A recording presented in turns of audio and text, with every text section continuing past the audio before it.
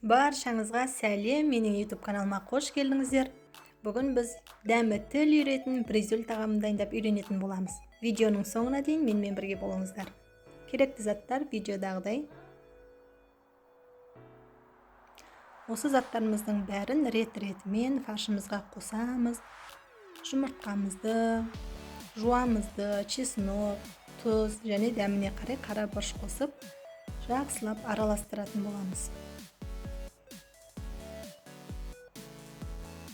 Енді араластырған фаршымызды осындай ұсақ бөліктерге бөліп аламыз. Менде 8 бөлік шықты. Енді осы бөліктердің бәрін жеке-жеке салафанға салып шығатын болам. Дәл видеодағыдай. Енді осы фаршымызды дөңгелек етіп, алақанымыздың көмегімен дөңгелек етіп жайып шығамыз. Және бұл дайын болған фарштарды 40 минутқа морозильникке қатырып аламыз.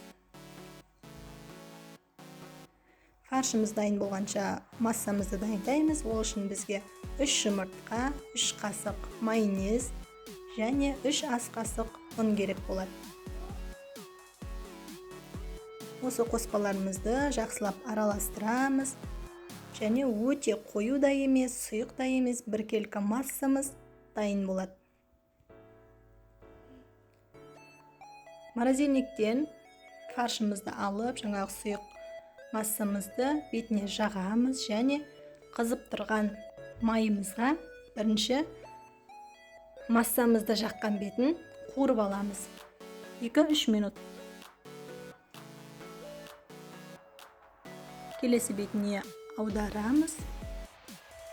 Ол бетінде тоже 2-3 минутқа қуырып аламыз. Дайын болған бризоліміздің салмасын саламыз. Мен салмасына огурцы помидорды майонезге араластырып пайдаландым. Гарнирге күріш ұсындым. Және дайын болған тамағымызды өз қалауыңызша әрлеуіңізге болады. Мен майонез бен кетчупты пайдаландым. Тамағымыз дайын, ас болсын. Міндетті түрде менің рецептімен жасап көріңіздер, өте дәмді шығады. Егер видеом ұнаса, YouTube каналыма тіркеліп, лайк басуды ұмытпаңыз. Менімен бірге болғандарыңызға рахмет.